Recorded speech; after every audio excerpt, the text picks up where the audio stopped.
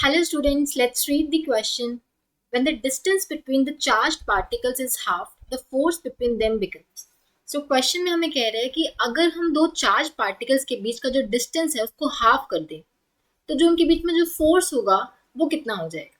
ठीक है, सो हमें क्वेश्चन में देखे मान लो कि इनिशियली हमारे पास दो चार्ज दे रखे हैं से Q1 Q2. ठीक है, उनके बीच में जो इनिशियल सेपरेशन थी हम मान लेते हैं कि वो R थी. ठीक है, अब क्वेश्चन में वो क्या बोल रहा है कि अगर चार्ज पार्टिकल्स के बीच में जो डिस्टेंस है उसको हम हाफ कर दें. पहले अगर मान लो उनके बीच में सेपरेशन R थी, अब हमने जो सेपरेशन है उन दोनों के बीच में क्या कर दी, हाफ कर दी. पहले R थी, अब वो R/2 हो गई. ठीक है, अब पहले जो इनिशियली जो फोर्स था वो हम कैसे निकाल सकते हैं. अकॉर्डिंग टू कुलम्ब्स लॉ यहाँ पे हम क्या करेंगे, कुलम्ब्स लॉ का यूज करेंगे. कुलम्ब्स लॉ क्या कहता है कि अगर हमें फोर्स बिटवीन चार्ज पार्टिकल्स निकालना हो, कैसे निकालते हैं, force between two charge particles कैसे डिफाइन करते हैं, 1/4πε0 Q1 Q2 R², where R is the separation between two charge particles. तो इनिशियली इन दोनों के बीच फोर्स इतना था, दोनों का चार्ज पार्टिकल्स Q1 Q2 थे, उन दोनों के बीच सेपरेशन R था.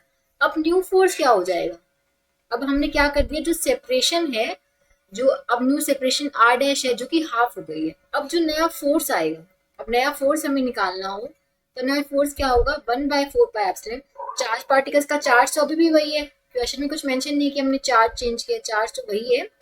और दोनों की सेपरेशन अब क्या हो गई है, R' जो कि R/2 हो गई है. तो दोनों की सेपरेशन अब R/2 हो गई है. ठीक है, तो इसको हम फर्दर सोल्व करके क्या लिख सकते हैं, 1/4πε0 Q1 Q2 R²/4. ये 4 ऊपर जाएगा, 1/4πε0 Q1 Q2/R². अब ये जो पूरी टर्म है ये इनिशियल फोर्स के ही इक्वल है, 4 इंटू एफ लिख सकते हैं इसको. ये हमारा क्या, इनिशियल फोर्स का इक्वल है. तो जो नया फोर्स आ गया, ये हमने नया फोर्स निकाला था, ये किसके इक्वल आ गया, 4 टाइम्स द इनिशियल फोर्स. मतलब जो हमारा फोर्स है वो 4 टाइम्स हो गया.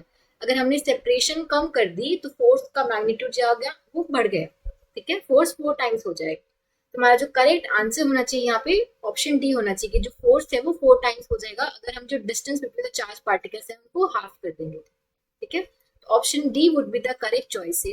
आई होप आप सबको समझ आया होगा. Thank you so much.